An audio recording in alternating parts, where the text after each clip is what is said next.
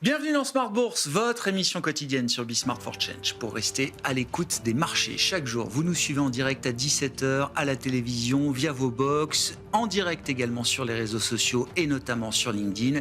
Et vous nous retrouvez en rattrapage, évidemment, en replay tous les jours là aussi sur bismart.fr ou encore en podcast sur l'ensemble de vos plateformes préférées. Au sommaire de cette édition ce soir, une fin de semestre au sommet pour les grands indices actions développés et notamment les indices actions américains, ce qui n'était pas gagné quand on reprend l'histoire au début du deuxième trimestre qui avait été marqué par ce choc de confiance généré par les annonces de Liberation Day. Depuis, de l'eau a coulé sous les ponts et les indices actions aux États-Unis renouent en ce moment même avec des sommets historiques sur fond de reflux du risque géopolitique après la guerre dite des 12 jours et puis un sentiment beaucoup plus constructif de la part des intervenants de marché à l'approche des échéances commerciales et de la fin des périodes de trêve pour différentes zones économiques et notamment pour l'Union européenne le 9 juillet prochain. C'est également le sprint final pour la grande loi budgétaire de Donald Trump au Sénat en ce moment et puis les perspectives de dérégulation bancaire également qui peuvent rajouter un petit peu à l'optimisme ambiant qu'on observe sur les marchés d'actifs risqués. Discussion à suivre évidemment sur ce niveau de marché atteint à la fin de ce premier semestre avec nos invités de Planète Marché dans un instant, au démarrage d'une semaine qui sera marquée par des données économiques qui seront particulièrement suivies autour de l'emploi américain, semaine de l'emploi américain avec, attention, un week-end prolongé, une demi-séance jeudi aux États-Unis et un jour férié pour le jour de l'indépendance ce vendredi.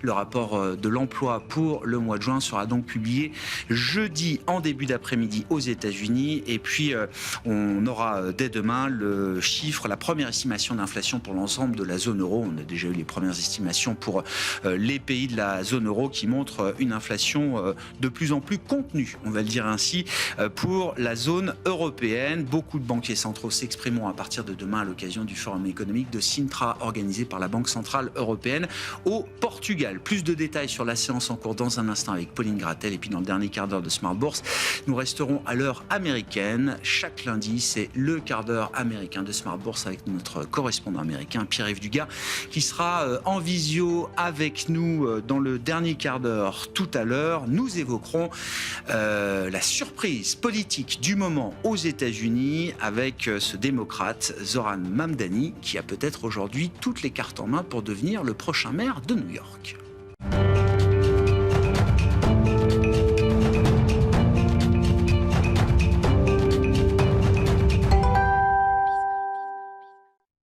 Tendance, mon ami, chaque soir, Pauline Gratel est avec nous pour vous apporter les infos clés du jour sur les marchés. Bonsoir Pauline. Bonsoir. Fin de semestre donc en fanfare pour Wall Street et les indices actions américains qui ouvrent en hausse aujourd'hui. Oui, le S&P 500 inscrit un nouveau record dès l'ouverture. Il y a eu d'autres plus hauts absolus en séance, celui du MSCI World et aussi celui du Nasdaq peu après l'ouverture des indices américains. Sur le mois de juin, le S&P 500 grimpe de 4% et le Nasdaq bondit de 6%.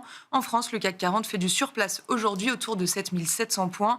Sur le mois, il s'affiche en léger repli d'environ 1% comme le Stoxx 600, mais le Stoxx 600, lui, affiche la plus forte progression du semestre devant les indices américains, plus 7%. Les avancées sur le front commercial entretiennent également cet optimisme sur les marchés. Oui, le Canada a renoncé à sa taxe sur les services numériques, scandaleuse selon Donald Trump. En Asie, les investisseurs sont rassurés par des signaux positifs en Inde, à Taïwan et au Japon.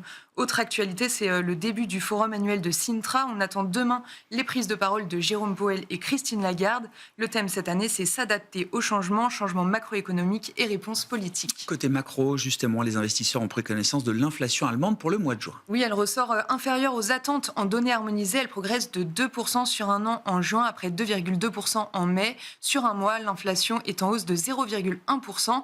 L'inflation allemande entre désormais dans l'objectif de la Banque Centrale Européenne. Quels sont les équilibres observés sur les marchés obligataires en ce début de semaine, Pauline? Le rendement américain à 10 ans se stabilise autour de 4,25%. Le rendement américain à 2 ans évolue autour de 3,70%. En Europe, le rendement allemand à 10 ans s'établit légèrement supérieur à 2,55% et le rendement à 2 ans autour de 1,85%.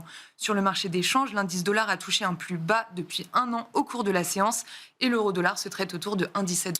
Dans l'actualité des entreprises, l'actualité reste très négative pour le groupe Carmat qui annonce être aujourd'hui en cessation de paiement. Oui, la semaine dernière, le fabricant de cœurs artificiels faisait un appel aux dons, mais cela n'a pas suffi. Carmat se déclare ainsi en cessation de paiement et indique avoir besoin de 35 millions d'euros sur un an, dont 20 millions d'ici décembre. Le titre plonge à nouveau de 15%, portant sa chute depuis le 1er janvier à moins 70%. Et puis dans le secteur des renouvelables, Ørsted et Vestas voient leurs titres baisser fortement aujourd'hui. Oui, en Europe, ils cèdent respectivement 3 et 6%. Le texte de loi de la Big Beautiful Bill est actuellement examiné au Sénat et ce texte supprime les incitations fiscales pour les projets solaires ou éoliens. Le président Trump souhaite que ce texte soit promulgué avant vendredi, le jour de la fête nationale américaine. Quel sera le programme de demain à l'agenda sur les marchés pour les investisseurs, Pauline? Les investisseurs prendront connaissance demain de la première estimation d'inflation en zone euro pour le mois de juin. On regardera également toute une série de PMI manufacturiers en zone euro et l'ISM manufacturier américain de juin. Et la semaine de l'emploi démarre demain avec l'enquête Jolts du mois de mai. Tendance, mon ami, chaque soir en ouverture de Smart Bourse, Pauline Gratel vous apporte les infos clés du jour sur les marchés.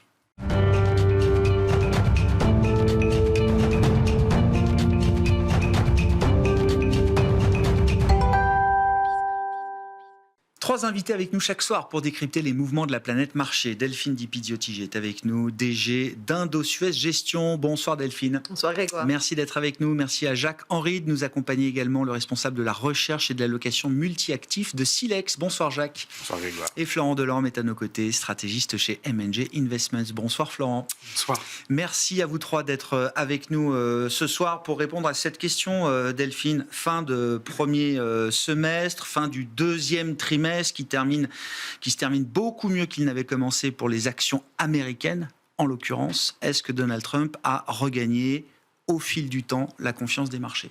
Je dirais que tout se passe comme prévu, exactement. Ah oui. Depuis le 20 janvier, tout se déroule. C'est exactement comme le prévu. plan se déroule sans accroc. Sans accroc, exactement. Alors évidemment, non, c'est pas aussi simple que ça. Non, ce qui est intéressant à noter, c'est que globalement, je pense que tout le monde a bien vu ce qui se passe sur la macroéconomie, assez bien vu. On savait que Donald Trump allait apporter un petit peu de fantaisie au marché, si on peut dire comme ça, et notamment avec ses décisions où il peut revenir sans cesse. Voilà. Maintenant, je pense que le marché commence un peu à s'habituer à son langage, et puis au fait de revenir incessamment sur un peu ce qu'il dit. Donc le taco trade. Exactement, le taco trade. Ce qui fait que, globalement, malgré tout, ce qui se passe quand même comme prévu, c'est que les marchés sont positifs. Nous, on était plutôt positifs sur les marchés, sur les actions américaines et européennes, notamment européennes. Donc ça a plutôt bien marché, et d'ailleurs, ça a plutôt bien fonctionné. Plutôt sur la partie asiatique, et notamment émergente asiatique, et qui performe plutôt bien. La grosse surprise, ça vient quand même du dollar, même si on savait qu'il y avait potentiellement un risque de baisse du dollar sur pas mal de choses et de crédibilité finalement des États-Unis. Ça s'accélère un peu de ce côté-là et beaucoup plus qu'on pensait. Qui avait prévu Je rappelle même que quand on évoquait les politiques économiques que Donald Trump pouvait mettre en place à partir du moment de son élection, on voyait plutôt les tarifs comme inflationnistes et donc l'ajustement par la devise devait plutôt se faire avec un dollar à la hausse. Après, on anticipait et peut-être que clairement ça doit jouer et les marchés achètent toujours la rumeur et vendent la nouvelle sur, encore une fois, le dollar, c'est le reflet quand même de la crédibilité des États-Unis. Et je reviens encore une fois sur ça, mais c'est vraiment ce qui doit nous guider sur le long terme, sur nos décisions de long terme. Et nous, chez Indosuez, on investit sur le long terme pour nos clients. C'est le peu de recul quand même qu'on a depuis une cinquantaine d'années, depuis 1971 et la fin de Bretton Woods. En fait, on est quand même dans un environnement un peu plus potentiellement volatile pour l'échange. On a connu une extraordinaire stabilité, mais qui est un peu extraordinaire. Et probablement que cette volatilité qu'on est en train de connaître va durer dans le futur. Donc vous y voyez des ajustements structurels. Dans la baisse du dollar, c'est pas juste conjoncturel, cyclique, voilà, en lien avec le ralentissement du moment de l'économie américaine. Il y a quelque chose de plus lourd. Tout à fait. Là, si le dollar baisse et sa baisse est accentuée et on pourrait aller sur les 1,20 ou peut-être sur l'euro-dollar ou même peut-être entre 1,20 et 1,25, ça c'est possible, il y a des points techniques. Et c'est de mon point de vue, aussi en partie lié sur le risque sur le remplacement de Jérôme Powell. Maintenant, de toute façon, le marché va être forcément rassuré par rapport à ça. Je le crois sincèrement. Parce que Donald Trump... Il ne franchira pas les lignes rouges. Il ne franchira pas la ligne rouge. Et la personne qu'il choisira, peut-être ne fera pas consensus, mais elle n'est pas la seule à choisir. Elle n'est pas la seule. Il y a quand même un board. Et au final, il n'y a pas qu'un vote qui est celui du président de la Banque centrale. Donc c'est quand même un travail d'équipe. C'est quand même un travail d'équipe. Et que de toute façon, il est complètement rationnel, Donald Trump. Si à un moment donné, il met en danger la crédibilité et sa crédibilité de sa politique, il va revenir en arrière. Donc de toute façon, c'est normal, le marché se fait peur à un vent, mais il va être assez rassuré par la suite. Donc tout ça pour dire que sur le dollar, mais on aura peut-être l'occasion d'y revenir, mais nous, sur des portefeuilles où on avait hedgé une partie du dollar, là, pour le coup, on réduit, on prend les bénéfices sur les couvertures. D'accord, oui. Parce que 10% de baisse, c'est quand même déjà, un gros Après, on peut encore aller gagner 5%, mais pour nous, ça nous semble quand même déjà plutôt pas mal. D'accord. Mais ça reste sur le long terme. Ça n'enlève rien à la volatilité. Et peut-être qu'on reparlera aussi par la suite de qu'est-ce qui peut protéger dans le portefeuille. Dans un portefeuille diversifié qui est la valeur refuge aujourd'hui. Alors on parlera de l'or, mais en dehors de l'or, parce qu'on ne peut pas faire de l'or dans tous les portefeuilles, qu'est-ce qui est la valeur refuge? Ça c'est extrêmement intéressant parce que probablement qu'elle vient aussi du champ. Organisation des portefeuilles dans un monde différent. Je reprends ma question, Jacques. Est-ce que Donald Trump a regagné la confiance des marchés? C'est vrai que c'était pas dans les cartes en début de trimestre de voir Wall Street au plus haut au 30 juin, le Nasdaq au sommet, avec la résilience très forte quand même du thème de l'IA et une valeur emblématique comme Nvidia qui a recoupé, 30% de baisse quand même du pic au creux, Jacques. Alors, clairement, il y a un phénomène d'accoutumance et de lassitude vis-à-vis de Trump. Et c'est ce qu'on voit aussi sur la volatilité. Quand il y a un choc, le marché s'ajuste vite. Et puis après, finalement, c'est une nouvelle ère, un nouveau monde qui commence. Et c'est un peu ce qu'on est en train de vivre aujourd'hui. C'est-à-dire qu'on ne changera pas Trump. Il est encore plus imprévisible que lors du premier mandat. Il va beaucoup plus loin, beaucoup plus fort. Mais finalement, le marché s'accoutume de ça. Par contre, les forces de l'économie américaine, elles sont encore là. Alors, la croissance est beaucoup plus faible que l'année dernière, donc ça, c'est pas une grande réussite, mais elle reste plus forte que dans les autres zones. Et puis, cet exceptionnalisme américain, il vient aussi des valeurs tech. Et donc, pendant très longtemps, moi, j'avais une vision assez simpliste sur le dollar, c'est que la force du dollar un peu structurelle, elle correspondait à la force, en fait, du marché action et la force de la technologie américaine. C'est ça qui aspirait les flux. C'est ça qui aspirait, en fait, les flux. Alors, il n'y avait pas que cet aspirateur à flux, mais le point de rupture, c'est quand les plateformes tech ont commencé à se développer et où là, en fait, on voit cette surperformance américaine sur les marchés actions qui a continué, qui s'est amplifiée.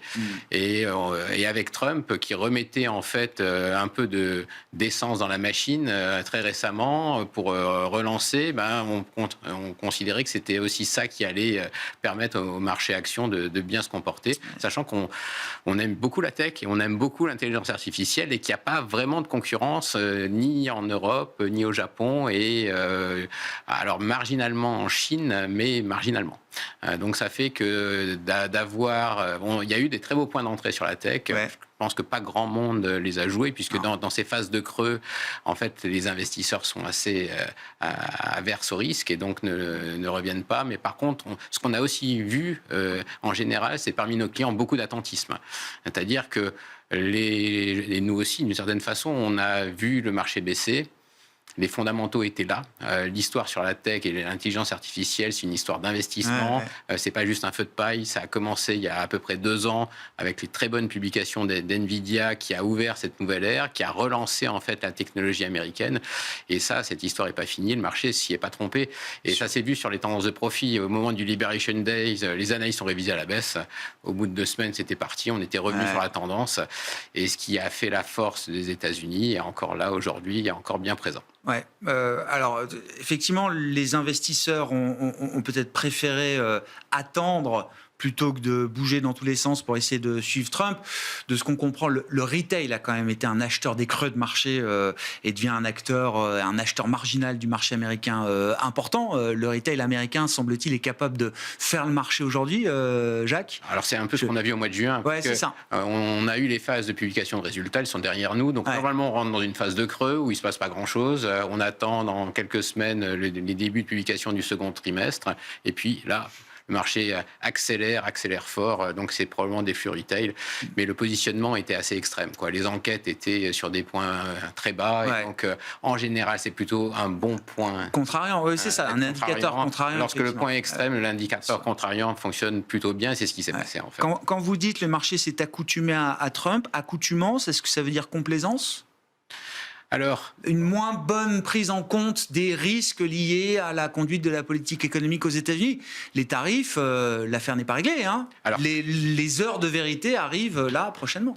Alors clairement, nous, on était un peu plus prudents dans notre scénario de mi-année qu'on a présenté au début juin. Par contre, l'allocation qu'on a suggérée se passe plutôt bien. Mais on ne pensait pas que le marché puisse aller monter si fort au cours du mois de juin, pour être très clair. Mais par contre, on aimait toujours la tech. Par contre, avec des diversifiants, dont l'or, dont on a esquissé le débat.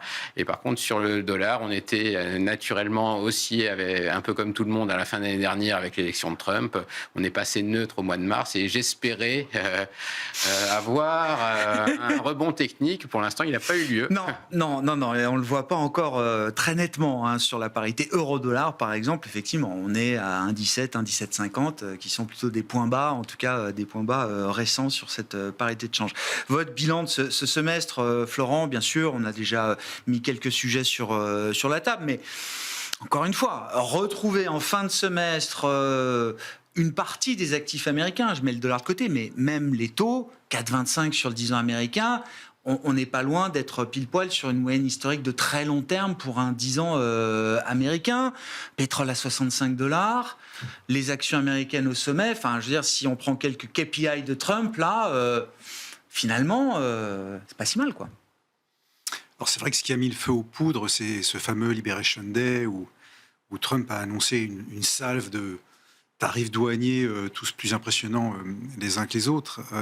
Mais semaine après semaine, le marché s'est aperçu que l'administration américaine n'avait pas vraiment les moyens de ses ambitions. C'est-à-dire que imposer de tels tarifs pose de problèmes multiples aux États-Unis, des problèmes industriels tout simplement, puisque effectivement, à court terme, il est impossible de reconstruire des chaînes de production plus locales. Donc, à court terme, on n'a que des inconvénients.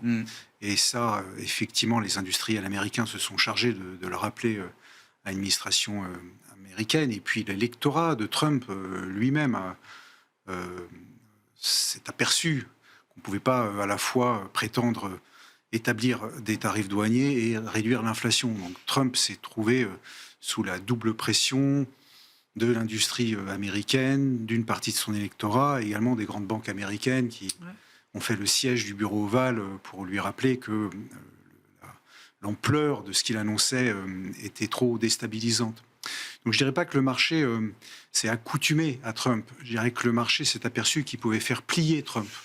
Et donc il a pris conscience de son pouvoir, en particulier via le marché obligataire, qui très rapidement est allé tester des niveaux de taux d'intérêt qui ont fait peur à l'administration américaine, quand on connaît les difficultés de financement actuelles compte tenu du déficit quasi structurel maintenant de l'État fédéral, du niveau d'endettement déjà élevé. Donc je pense que les marchés ont pris conscience qu'ils pouvaient faire plier Trump, que les États-Unis n'étaient pas assez forts pour imposer au reste du monde une telle rupture dans Mhm. l'organisation économique à l'échelle mondiale. Et on s'aperçoit qu'effectivement, in fine, on aura sans doute des droits de douane un peu plus élevés que ce qui prévalait sous l'ère Biden. Oui, mais beaucoup plus élevé même. mais Autour de 15% pour le péage moyen américain. on ne sait pas exactement où tout ça va se Ouais. terminer. Mais en tout cas, ce sera sans doute pas de nature à déstabiliser complètement les entreprises et donc les marchés. Donc c'est finalement assez logique que les marchés actions soient dorénavant Il y a une logique à retrouver à ces ces niveaux-là. marchés actions à ces niveaux-là. D'accord. Puisque effectivement, on est très très loin maintenant des ambitions initiales. Et pour compléter, je dirais que les commentaires, de manière générale, depuis plusieurs semaines, sur la fin de l'exceptionnalisme américain, sur le changement de paradigme, ont sans doute été un peu excessifs. On a tendance à vouloir voir en permanence des ruptures, mais les ruptures vraiment brutales, finalement, sont assez rares dans l'histoire et dans l'histoire économique. Et cette thèse de la fin de l'exceptionnalisme américain ne tient pas sur des arguments très très solides, puisque comme tu le rappelais à l'instant, ce qui fait les attributs de la puissance américaine n'a pas disparu. On a toujours une puissance militaire incontestable, une puissance technologique incontestable, une productivité qui reste supérieure à ce qu'on peut avoir ailleurs. Et si on couple simplement ces trois éléments-là, on a les attributs de la puissance et donc de la force de leur monnaie. Et c'est d'autant plus vrai que tout ça doit être analysé aussi de manière relative et qu'on ne voit pas à ce stade quelle est la puissance économique de substitution. La zone euro n'a pour l'instant pas fait la démonstration de sa capacité à relever tous les défis auxquels elle doit faire face sur le plan économique, militaire, financier, puisqu'on parle beaucoup de la dérive budgétaire des finances publiques américaines, ce qui permet de détourner un peu l'attention de la dérive des finances publiques européennes. Mais Française, vous voulez dire? Française, Oui, mais enfin, la France, c'est pas- un gros morceau. Oui, c'est pas l'Europe. Et l'Italie, même si À on a... contrario, je trouve que le reste de l'Europe se porte plutôt bien en termes d'équilibre financier aujourd'hui. La Oui, France, j'en- c'est un très gros morceau. D'accord. L'Italie voit effectivement la situation s'améliorer, mais bon, on n'est pas non plus dans une situation qui va attirer les capitaux de la planète. Et donc, quelle est l'alternative aux États-Unis C'est sans doute On pas la revient zone vite à euro. cette question, quoi. Ben oui, voilà, puisqu'en J'entends. fait, il suffit pas d'analyser dans l'absolu la situation d'un pays, il faut voir quelles sont les alternatives. La Chine, quant à elle, est une puissance économique et militaire, mais n'a pas fait le choix à ce stade de s'ouvrir au monde. Et donc, la devise chinoise ne peut pas se substituer au dollar rapidement. Et une fois qu'on a cité l'Europe et la Chine, il n'y a pas d'autres zones économiques. La Chine peut être une puissance technologique quand même, peut-être demain. Oui, mais qui pour l'instant n'ouvre pas son marché de D'accord. capitaux assez Oui. largement. Donc, on ne peut pas, dans le système monétaire international, remplacer Remplacer les États-Unis un pour un. Voilà. Donc, la fin de l'exceptionnalisme américain, c'est pas pour maintenant par faute de concurrents crédibles. Ouais. Sur la baisse du dollar, vous le disiez tout à l'heure, alors il y a une dimension conjoncturelle, il y a une dimension plus structurelle. Là, à 10% de baisse, peut-être qu'il est temps que le mouvement se calme un petit peu, on verra ce qu'il en est, Delphine, mais quelle analyse vous faites entre la part liée au ralentissement de l'économie américaine et la part plus structurelle? Et partant des niveaux atteints, est-ce qu'on peut imaginer encore quand même un mouvement de baisse du dollar? Est-ce que c'est un cycle long dans lequel il faut s'inscrire? Alors, comme je disais, je pense qu'il va y avoir beaucoup de volatilité. Et ça va être pas uniquement cette année, mais probablement, il faut s'habituer à plus de volatilité au niveau des changes à venir. Après, ce qu'il est important d'avoir en tête, c'est sur quoi repose en effet le dollar. Alors, qui reste cher, hein. Enfin, qui reste surévalué, en tout cas au sens macroéconomique du terme. On a connu un dollar, voilà. un euro-dollar à 1,40. Bien sûr. Voilà, 60. c'est possible. Oui. C'est en effet donc la suprématie américaine, mais c'est surtout, je pense aujourd'hui, le pouvoir des États-Unis, c'est sur sa force militaire, qui fait d'ailleurs que pour la négociation qui va être le prochain agenda là, du 9 peut accélérer, parce que ces négociations qu'il veut faire là, avec tous ces pays-là, l'entièreté du monde, ça devrait prendre des années. C'est impossible de faire ça en un mois, en 6 mois. Si l'objectif est de signer des accords de libre-échange.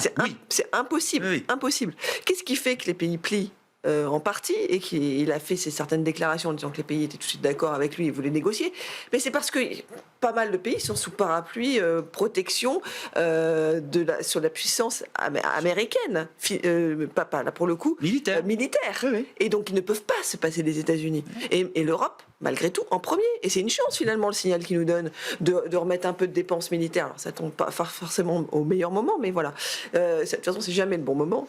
Et peut-être que par contre, ce qui est le bon moment, c'est que ce que vous venez de dire, c'est que finalement, il n'y a pas un maillon faible, comme il y a eu la Grèce, l'Italie, le Portugal, etc. Non, il n'y a pas vraiment de maillon faible aujourd'hui en Europe. Donc ça, c'est peut-être une chance aussi pour l'Europe. Donc c'est la force militaire. Vous ne classez pas la France comme maillon faible de l'Europe? Non. Très bien. Restons. J'entends. Restons les pieds sur terre. Voilà, les pieds sur terre, clairement. C'est bien. Donc on a ça. Et puis, de l'autre côté, encore une fois, c'est ce qui fait que il va y avoir de la volatilité, encore une fois.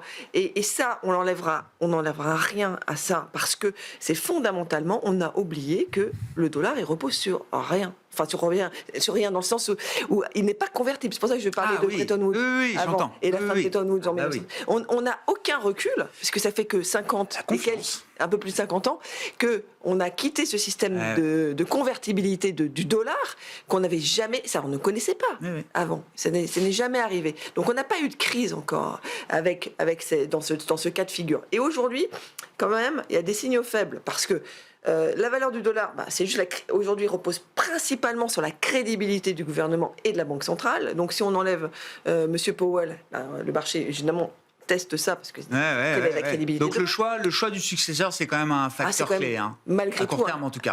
À court terme, je pense que c'est un facteur clé. Je pense qu'après, il y a quand même des facteurs de rappel dans les institutions américaines qui font que ça ne sera pas un problème sur le moyen terme, mais globalement, à court terme, c'est possible que ça le soit. Donc et puis, ça repose quoi sur donc cette valeur, puisqu'elle n'est pas convertible, et quand même assis derrière sur un tas de dettes qui est incroyable, et un déficit qui va vers les 9%.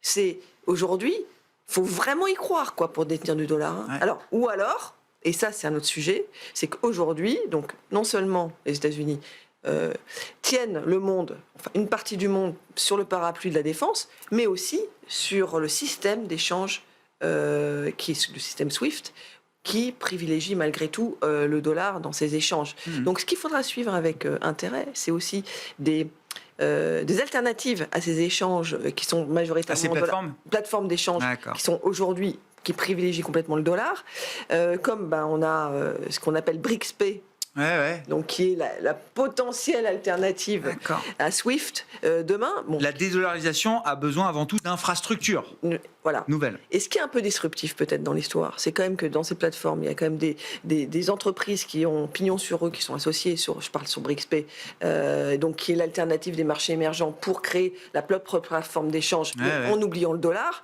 ce qui peut être quand même un tout petit peu disruptif. Surtout que ce qui est disruptif, c'est que ça prend en compte la blockchain, et qui est probablement la technologie de demain sur ces plateformes d'échange. Donc ça, il faut vraiment, je pense, le suivre. Donc tout ça fait que, malgré tout, il va y avoir de la volatilité sur l'échange. Et comment on organise un portefeuille pour tenir compte de ce nouveau paradigme, puisque c'est quelque chose qui s'inscrit, que vous inscrivez dans le temps, en l'occurrence Delphine. Alors, historiquement, on se disait toujours, c'est la littérature qui dit ça, et les études académiques, globalement, on hedge le change sur la partie qui est investie sur les obligations. En général, c'est ce qu'on fait, parce que la volatilité du change est plus importante que la volatilité du sous-jacent, ce qu'on peut, enfin, à un moment. Aujourd'hui, peut-être que. Il faut se poser des questions, mais à certains moments, il faut se poser des questions, mais bon, aujourd'hui, c'est le cas. Et sur la partie action, généralement, on ne hedge pas, parce que justement, la volatilité action est supérieure à la volatilité change. Aujourd'hui, on change de paradigme. Et je pense que c'est quand même relativement durable. Donc, comment on fait pour ça? Quand on ne sait pas, et ça c'est aussi la littérature qui dit, dans le doute, on hedge à moitié, donc ce qui est quand même plutôt, entre guillemets, plutôt vraiment rationnel, c'est de hedger la moitié de son portefeuille Ouais, d'actions. ouais. Maintenant, ça coûte cher. Oui, Parce que là, très cher. hedger maintenant, Oui, alors c'est qu'on a 2, potentiellement 2,5%, 5% là, oui, à revenir, c'est oui. 2,30. 2,30. 2,30. Donc là, il faut quand même l'avoir en tête. Ouais. Donc au final, je pense qu'il faut quand même il faut voir le change comme une classe d'actifs dans son portefeuille, comme dans une classe d'actifs à part.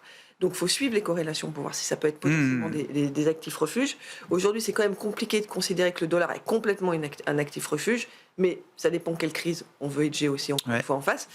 Et on parlera, je parle des actifs refuges maintenant, mais sinon, donc, ce que je pense qui est le meilleur actif refuge aujourd'hui, c'est finalement se hedger contre la hausse de la volatilité, notamment du change, puisque probablement que là, on sous-price un peu, notamment sur la partie optionnelle, et puis sur les options en général, d'acheter des options de couverture, enfin des couvertures. Il y a des produits dérivés pour ça. Des produits dérivés qui ont pour ça et qui arrivent à bien protéger son portefeuille à des coûts qui sont pas. Mais c'est contre énormes. la volatilité des changes en général qu'il faut se couvrir aujourd'hui. Je pense. Et encore une fois, de prendre le change comme une classe d'actifs à part. Jacques-Henri, comment on gère effectivement cette situation autour du dollar dans la réflexion qu'on a quand on construit des allocations multi-actifs? Qu'est-ce que ça change? Est-ce qu'il faut se couvrir? Ça coûte cher. Et puis, est-ce que ce mouvement de réallocation un peu mondial qui voit des investisseurs prêts à sortir des actifs en dollars pour peut-être se réallouer ailleurs, est-ce que c'est un mouvement qui a encore du vent peut-être demain dans les voiles? Alors moi, je rebondis sur ce qui a été dit. Je pense qu'on n'est pas dans un changement de régime sur le dollar. On est plus dans une logique de diffusion. Diffusion, c'est un processus un peu plus lent et le dollar ne va pas perdre du jour au lendemain son superbe, son statut de vide réserve. C'est lié à plein de facteurs qui ont déjà été discutés. Donc ça fait que pour nous, c'est quand même un mouvement qui s'insère dans le temps. C'est un mouvement qui a commencé depuis un petit moment, en fait, puisque les pays asiatiques notamment, les pays émergents, soit par volonté, soit sous la contrainte, sont sortis progressivement du dollar, ou ont commencé à le faire. Et il n'y a pas vraiment d'alternative. Donc la première alternative, ça a été d'être un peu plus diversifié dans les paniers de devises. Et puis des fois, sur des devises très illiquides, il peut y avoir des mouvements un peu aberrants. On a eu ça sur le dollar taïwanais il n'y a pas très longtemps.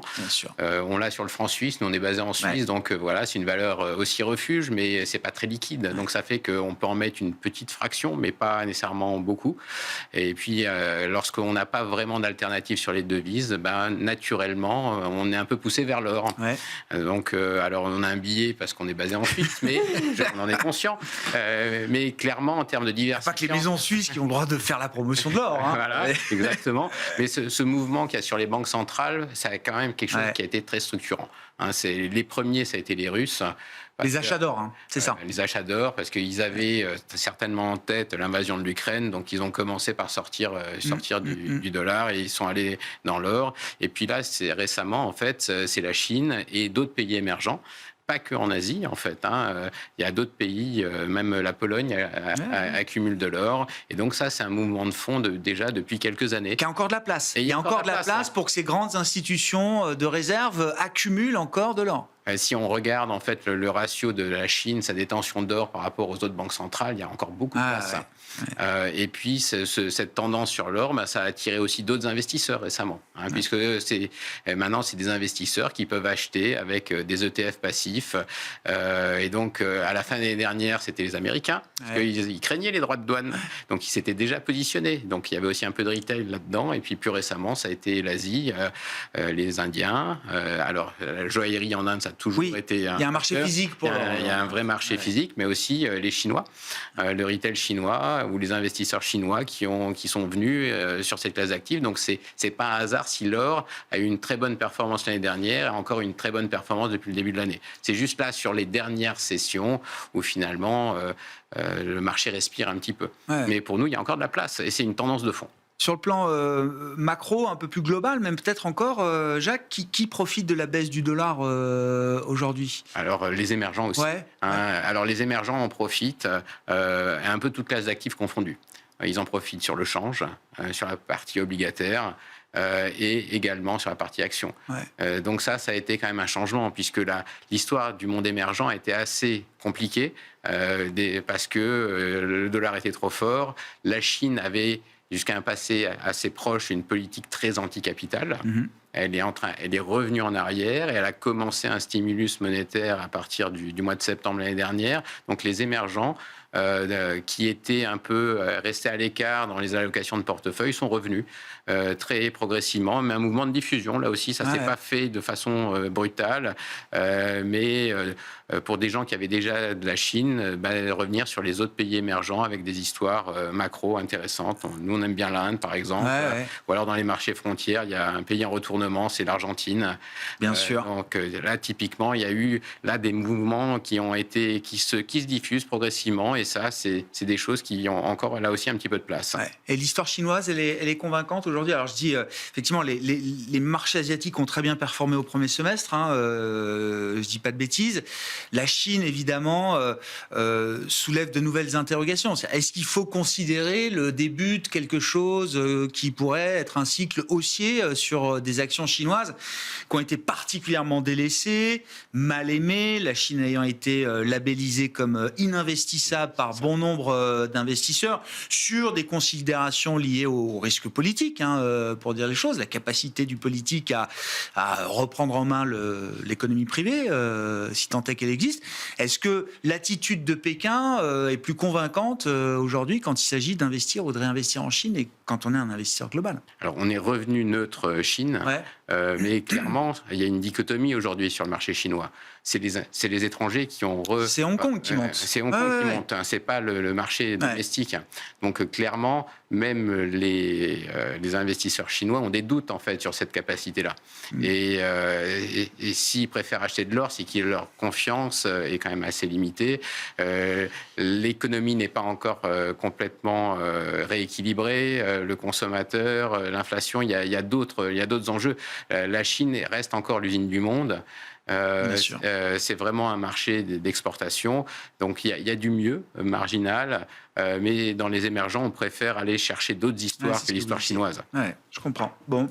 Qui profite? Oui, bien sûr. Vas-y, sur la partie chinoise et consommateurs chinois, entre guillemets, ou particuliers chinois, je pense que le particulier chinois, c'est un peu le particulier français. Il ne connaît pas le marché. Il n'a jamais été éduqué à acheter le marché financier. Il ne connaît pas. Il ne connaît que l'immobilier. Lui, on l'a perfusé à l'immobilier pendant tellement d'années depuis que l'immobilier est investissable, c'est-à-dire 20 ans. Il ne connaît que ça. Donc, il faudrait aussi qu'il y ait des incitations venant du gouvernement pour expliquer et puis encourager les investisseurs d'acheter des actions et on parle bien dans l'idée sa retraite. Oui, c'est ça, de placer son épargne financière, c'est ça. Parce que pour l'instant, ils ne font à 80, je crois, c'est plus de 80%, ou c'est peut-être 90%, c'est presque que l'immobilier. Oui.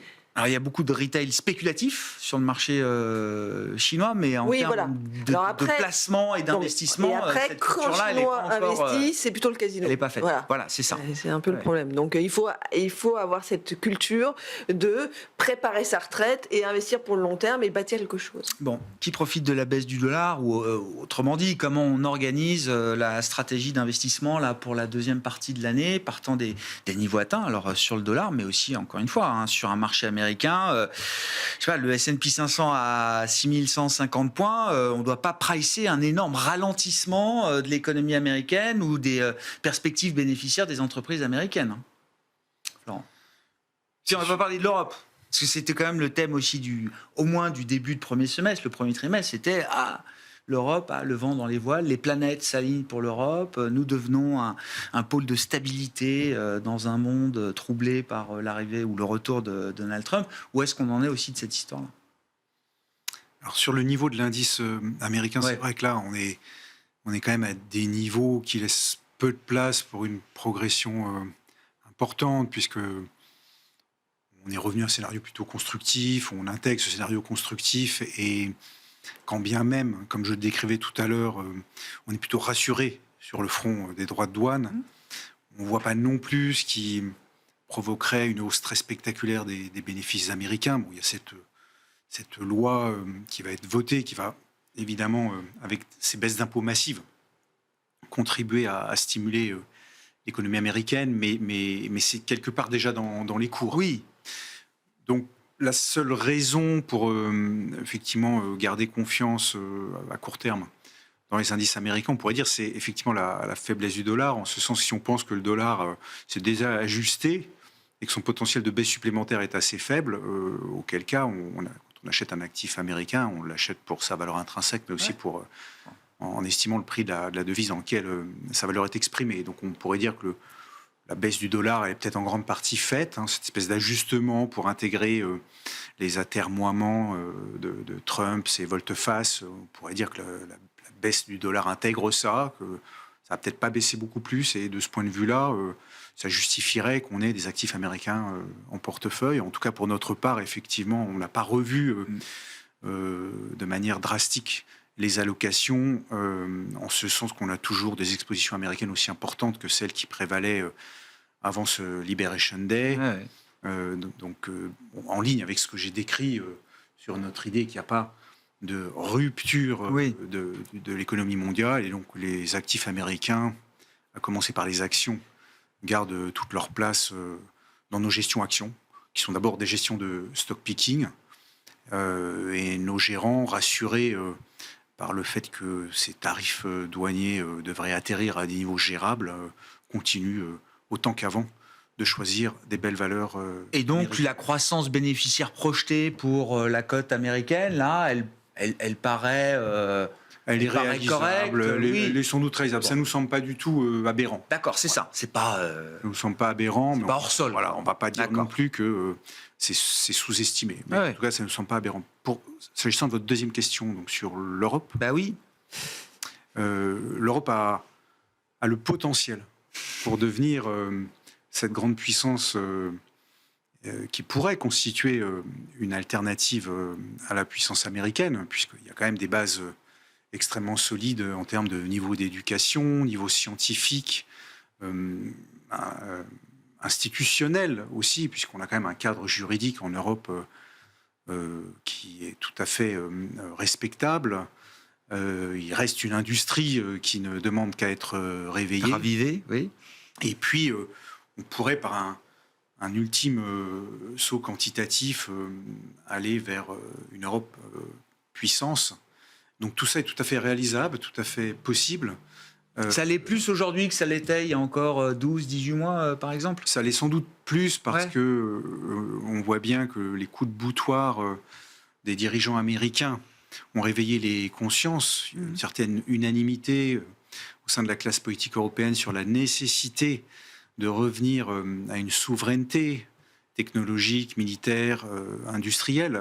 Le mot souveraineté, finalement, était encore proscrit des débats il y a quelques années. Mario Draghi l'a remis au goût du jour avec force à l'occasion de la publication de son rapport, mais c'est dorénavant un thème Consensuel, presque. qui ne fait pas peur. On Non. voit même que sur la question des critères ESG, maintenant on réfléchit à l'intégration de la défense. Enfin bon, donc il y a un chemin intellectuel et conceptuel qui s'est réellement fait, mais c'est vrai que la mise en œuvre Je comprends. est encore assez lente, à la fois par blocage politique, puisque quand même, dans le cas français, par exemple, on a encore une instabilité politique qui ne permet pas le déploiement de mesures ambitieuses, puisqu'il faut gérer une majorité politique complètement instable. Reste l'Allemagne, qui semble ouvrir la voie, dans des proportions sans doute encore insuffisantes. Mais on attend effectivement un mouvement un peu plus fort dans l'exécution. Je pense que les bases conceptuelles sont posées. La différentes mécanique, strates organisationnelles de j'entends, l'Union européenne ne permettent pas une mise en œuvre Risque rapide. d'exécution, quoi. Voilà, et c'est encore là où le bas blesse. Jacques, sur l'Europe, pour conclure là-dessus, est-ce qu'on est quand même dans un risque plutôt à la hausse, y compris sur le plan macro, pour un pays comme l'Allemagne? Là, on est déjà en train de regarder les perspectives 2026. J'ai vu, je crois qu'une grande banque allemande a mis un 2% sur la croissance allemande en 2026. peut-être qu'ils sont dans leur rôle aussi d'avoir une prévision un peu performative, mais est-ce que c'est ce risque à la hausse quand même qui est devant nous aujourd'hui? Alors sur l'Allemagne, il y a du mieux, sur l'industrie. Les services un petit peu moins, mais globalement, il y a du mieux. La France, on en a parlé un tout petit peu, on peut dire que ça aille très bien. Paralysé, oui. Donc ça fait que l'un dans l'autre, marginalement, il y a quand même quelques bonnes nouvelles. Il y a eu une prise de conscience. Les Allemands ont fait ce que personne n'attendait, en fait, avec un plan de relance. Et donc ça, d'une certaine façon, c'est les conséquences des coups de boutoir de Trump sur l'Europe. Mais ça ne justifie pas qu'on paye l'Europe plus cher que ce qu'elle n'est aujourd'hui? Alors, on paye déjà l'Europe un peu plus cher. On est revenu autour de entre 14,5 et 15 fois, ce qui est finalement déjà une prime assez correcte. Par contre, aujourd'hui, la prime qu'on paye sur les États-Unis, elle est assez élevée, mais elle n'est pas non plus sur les plus hauts, en fait. La prime qu'on paye sur les US par rapport à l'Europe, on l'a décomposée. Pour nous, il y a la partie sectorielle. Ouais. Comme il n'y a pas la même composition sectorielle, c'est normal que les États-Unis se payent une fois et demie à 2 points de PE, 1,5 à 2 points de PE en plus. Par contre, le reste, c'est vraiment ça, cette prime d'exceptionnalisme. Et elle est montée autour de 6 points. Là, c'est excessif. Là, on est repassé un petit peu au-dessus de 4. C'est à peu près la moyenne des 2 dernières années. Donc, le marché, aujourd'hui, est-ce qu'il est convaincu par l'Europe? Pas vraiment. Les attentes de croissance, elles ne sont pas extra parce qu'il manque la tech. Donc, il y a un côté un peu plus cyclique. Ce qui a permis au marché européen de bien faire aussi, c'est les financières. Oui, bien sûr. Et les financières ont bien fait parce que finalement, on est dans un environnement où il n'y a pas de récession, où c'est un segment de marché qui redonne pas mal de cash à l'actionnaire. Donc, les investisseurs aiment bien. Transformation importante dans ce secteur. Il y a une transformation qui est importante. Donc ça a aidé. Et on reste encore dans un environnement qui est plutôt favorable côté marché. Mais il y a aussi une exposition indirecte américaine qui est importante. Donc, le marché n'est pas non plus prêt à payer un blanc-seing pour l'Europe, si c'est pour acheter de la croissance indirecte sur les États-Unis, avec en plus un risque de droits de douane, qui de toute façon va être un peu plus élevé que ce qu'on a vécu depuis très longtemps. Bon, si je comprends bien, on est plutôt à notre prix sur ces 2 marchés, alors, au final. C'est ce que vous dites, Delphine? Oui. Un mot rapide sur l'Europe? Oui, juste rapidement, moi je pense qu'il y a un très gros risque à la hausse. Voilà. Ouais. On n'ira pas plus loin. Non, mais juste en 2 mots. Un argument. Allez, vite, parce qu'on n'a plus de temps. En 2 mots. Parce que, comme je le disais tout à l'heure, il n'y a pas de maillon faible. Donc, rien n'empêche aujourd'hui qu'on fasse enfin des eurobonds ou autres. Et 2, il va y avoir une fin à la guerre en Ukraine et il va falloir reconstruire. Et ça va aussi booster l'Europe. Bon, l'alignement des planètes n'est peut-être pas terminé pour l'Europe avec un risque à la hausse. Merci à vous 3 d'avoir été les invités de Planète Marché ce soir. Delphine Dipis-Diotigé, Indosuez Gestion, Jacques-Henri Silex et Florent Delorme, M&J Investments.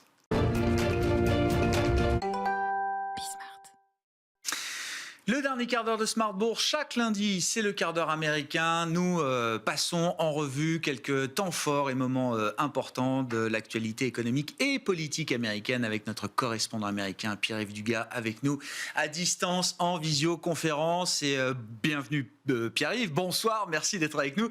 Et je vous propose de commencer par l'actualité politique, parce que c'est sans doute l'homme qui est la surprise politique des dernières semaines aux États-Unis, Zoran Mamdani, qui a peut-être aujourd'hui toutes les cartes en main pour devenir le prochain maire de New York. Oui, Zoran est arrivé, il fallait la faire, je l'ai faite, ça y est. Zoran Mamdani, 33 ans, barbu, sympathique, excellent organisateur, champion des campagnes numériques, qui gagne les primaires démocrates avec 44% des suffrages, qui est socialiste et il en est fier, il le dit, il le proclame, qui est traité de 100% malade mental communiste par Donald Trump, un New-Yorkais qui compte quand même dans la politique américaine.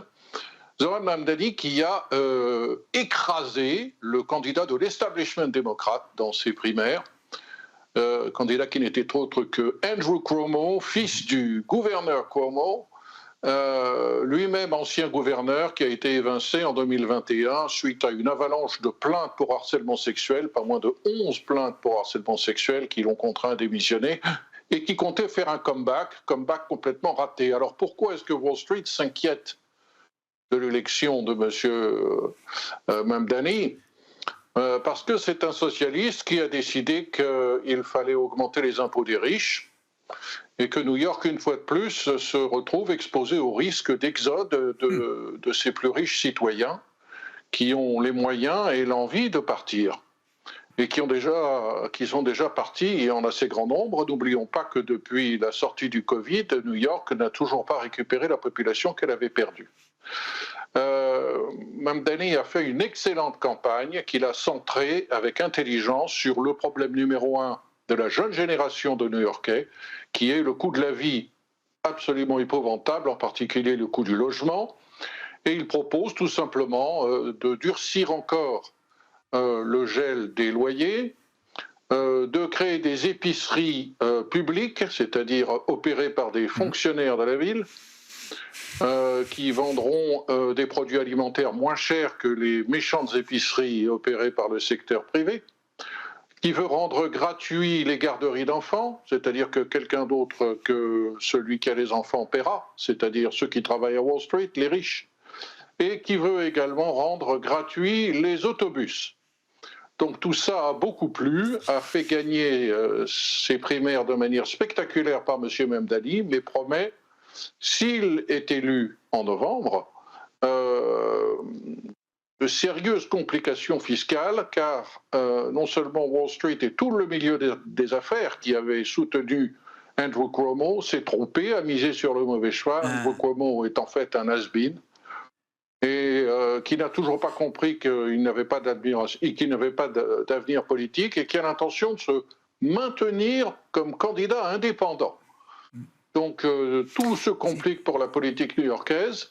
Autre complication, c'est que même si M. Mamdani est élu, il ne peut pas faire tout ce qu'il veut faire, parce qu'il doit tout de même rendre des comptes à la gouverneure de l'État de New York, qui est certes démocrate, certes relativement progressiste, mais ne veut pas non plus qu'un socialiste vienne détruire la grande pomme. C'est avant tout de la politique new-yorkaise, comme vous le dites très bien, Pierre-Yves, ou est-ce que pour un parti comme le Parti démocrate, il y a des enseignements et un signal à retirer du positionnement et j'allais dire, de la capacité à l'emporter d'un Zoran Mamdani? Non, il y a des leçons très importantes que le Parti démocrate doit retirer de l'échec cuisant d'Andrew Cuomo, l'échec cuisant d'Andrew Cuomo, l'échec cuisant de Kamala Harris, l'échec cuisant de Joe Biden. Il y a un moment où le Parti démocrate, dans son establishment, et des gens qui financent le DNC, doivent ouvrir les yeux sur la réalité du quotidien des Américains, chose que Donald Trump a compris. Et peut-être que le succès de M. Mamdani, ce n'est pas simplement le succès d'un socialiste, mais c'est aussi, et c'est compatible, le succès d'un populiste. Et est-ce que la politique américaine est en train de basculer pas simplement à droite, mais aussi à gauche dans le populisme? Le New York Times s'en inquiète, le Washington Post aussi. Ils ont compris tout le danger qu'il y avait pour le Parti démocrate, d'une part à se comporter comme un parti de dinosaures, c'est le mot employé par les éditoriaux du New York Times. Oui, j'ai lu les éditoriaux du New York Times, vous vous rendez compte. Je ne recule devant aucun sacrifice. Professionnel jusqu'au bout, Pierre-Yves. Voilà. Attention de ne pas trop miser sur les dinosaures. Andrew Cuomo était un dinosaure. Mike Bloomberg, qui connaît quand même New York, qui a été maire de New York, est un homme d'affaires exceptionnel, qui est quelqu'un de fin. Et pourquoi a-t-il donné des millions à Andrew Cuomo? C'est quand même stupéfiant. Il y a un vrai problème. L'électorat ne suit plus l'establishment des partis. L'électorat est à capter. Et ce basculement peut compliquer beaucoup la vie du Parti démocrate, de même qu'il a beaucoup compliqué la vie du Parti républicain, qui maintenant est devenu un parti trumpiste. À propos de républicains, et pendant que la vie politique new-yorkaise est en ébullition, le Congrès et le Sénat, plus précisément, est peut-être à quelques heures d'un vote historique pour la grande et belle loi budgétaire de Donald Trump. Je dis bien peut-être parce qu'il y a toujours quelques récalcitrants encore à convaincre en dernière minute, côté républicain, Pierre-Yves?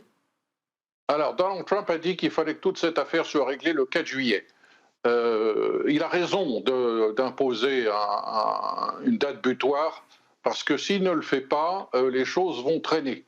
Pour autant, cette date butoir est patriotique, certes, mais elle est symbolique et rien n'empêcherait le Congrès de traîner davantage au cours de l'été avant de voter une version de cette méga bill qui comprend en gros l'essentiel des promesses électorales de Donald Trump, c'est-à-dire la reconduction des baisses d'impôts qui vont expirer à la fin de l'année si elles ne sont pas reconduites, baisses d'impôts qui avaient été votées en 2017, et puis de nouvelles baisses d'impôts, l'élimination de la taxation des pourboires, l'élimination de la taxation des heures supplémentaires et des crédits supplémentaires pour protéger la frontière américaine et organiser l'éviction et l'expulsion des immigrés. Tout cela est dans la balance. On est en train de voter en ce moment au Sénat.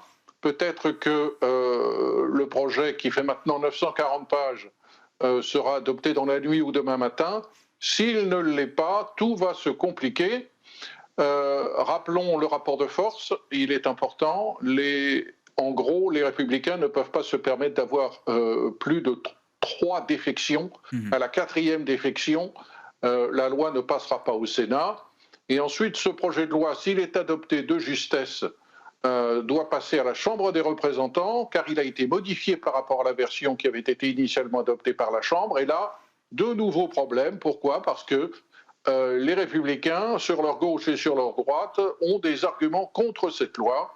Les plus conservateurs d'un point de vue fiscal et budgétaire considèrent qu'on va encore faire exploser l'endettement. Et d'autres sur la gauche et les centristes du côté républicain pensent que l'on va trop loin dans certaines économies dans le programme social Medicaid. Bon, si jamais la loi était votée là dans les prochaines heures, comme le demande Donald Trump, le programme de Trump aura quand même sacrément avancé au bout de 6 mois, Pierre-Yves. Ah, effectivement, si il réussit le 4 juillet ou quelques jours plus tard, ça sera un grand succès. Horrible petit détail tout de même qu'il ne faut pas oublier de mentionner. Dans ce paquet de 940 pages que le leader de la minorité démocrate du Sénat a exigé que l'on lise, tenez-vous bien, on a commencé à lire à 11h du soir, ça s'est terminé à 3h de l'après-midi. Il y a le relèvement du plafond de la dette. On va toucher le plafond de la dette mi-août probablement. La version du Sénat prévoit 5 000 milliards de plus pour relever ce plafond. Et il faut absolument que d'une manière ou d'une autre, ce plafond soit relevé si l'on veut éviter la catastrophe thermonucléaire d'un défaut de l'oncle Sam. On verra. Peut-être que tous les problèmes peuvent être réglés d'un coup avec la signature, le vote de cette loi et la signature officielle du président d'ici vendredi et la fête de l'indépendance américaine. Merci beaucoup Pierre-Yves. On vous retrouve chaque lundi, évidemment, en direct, vous le savez, dans Smart Bourse à partir de 17h. Vous nous retrouvez à la télévision en rediffusion à 20h30 et bien sûr en rattrapage, en replay et podcast à l'heure qu'il vous plaira sur bismart.fr.